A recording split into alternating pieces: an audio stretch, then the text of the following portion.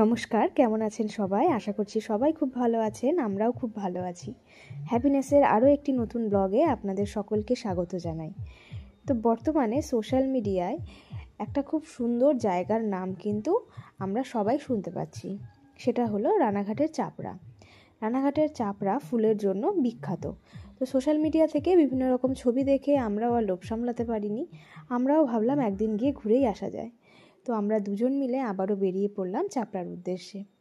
চাপড়া জায়গাটা খুবই সুন্দর। এখানে শুধুই দিগন্ত বিস্তৃত মাঠ এবং সেই মাঠে চাষিরা বিভিন্ন রকম ফুলের চাষ করে।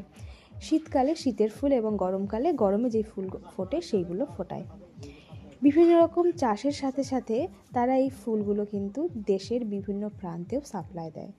যেমন ব্যাঙ্গালোর, দিল্লি, গুজরাট বিভিন্ন জায়গাতে কিন্তু এই ফুলের সাপ্লাই তারা দিয়ে থাকে। শীতের ফুলের মধ্যে এখানে গাঁদা, গোলাপ, জারবেরা, চন্দ্রমল্লিকা, এছাড়া ডালিয়া বিভিন্ন রকমের ফুল কিন্তু চাষ করে থাকে।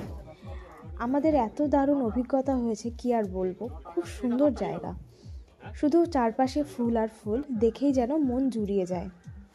এবং চাষিরা তাদের ব্যবহারও খুবই ভালো। আমরা বিভিন্ন রকম ফুল নিয়ে প্রশ্ন করেছিলাম এবং তারা খুব সুন্দরভাবে এই ফুলের উত্তর দিয়েছিল, আমাদের প্রশ্নের উত্তর দিয়েছিল, এই ফুল সম্পর্কে বিভিন্ন কথা বলেছিল। এবং জায়গাটা এত দারুণ, আমাদের খুব ভালো লেগেছে। আমরা আরও যেতে চাই, এরপরেও আমরা যেতে চাই। তো আপনারাও তো ভাবছেন যে কিভাবে যাবেন। খুবই সহজ। যদি আপনারা ভাবেন যে শিয়ালদা স্টেশন থেকে আসবেন, তাহলে শিয়ালদা স্টেশনে এসে যে কোনো ট্রেন ধরে রানাঘাটে আসবেন।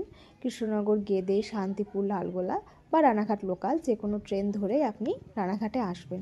রানাঘাটে নেমে 2 নম্বর প্ল্যাটফর্মের দিকে চলে যেতে হবে এবং ওদিক থেকে কোনো টোটো দাদাকে বলবেন যে চাপড়াতে যাবেন। সেখানে চাপড়াতে তারা কিন্তু নিয়ে যাবে আপনাদের। ধানতলার কাছে চাপড়া। চাপড়াতে গিয়ে আপনারা এই সুন্দর ফুলের অভিজ্ঞতা করে নিতে পারেন। বিশেষ করে যারা কলকাতাতে থাকেন, যাদের গ্রাম দেখার কোনো অভিজ্ঞতা হয় না, তাদের ক্ষেত্রে আমরা বলবো অবশ্যই আপনারা আসুন এই জায়গাতে। এত সুন্দর জায়গা। এখানে কিন্তু পিকনিক স্পটও আছে। আপনারা একদিনের ছুটিতেই চলে আসতে পারবেন। একবেলা ঘুরে আপনাদের কিন্তু মন ভরে যাবে। খুব সুন্দর অভিজ্ঞতার আমরা সম্মুখীন হয়েছি। আমাদের খুব ভালো লেগেছে। আমরাও কিন্তু আমাদের ছুটির দিনে এই জায়গাটাতে ঘুরতে চলে গেছিলাম। দারুণ অভিজ্ঞতার সাথে আমরা আবার বাড়িতে এসেছি। আপনাদের যদি আমাদের এই ভিডিও ভালো লেগে থাকে তাহলে অবশ্যই শেয়ার করুন, কমেন্ট করুন, সাবস্ক্রাইব করুন এবং লাইক করুন। আমাদের সাথে থাকুন। আমাদের সাথে থাকার জন্য ধন্যবাদ। ভালো থাকবেন, সুস্থ থাকবেন।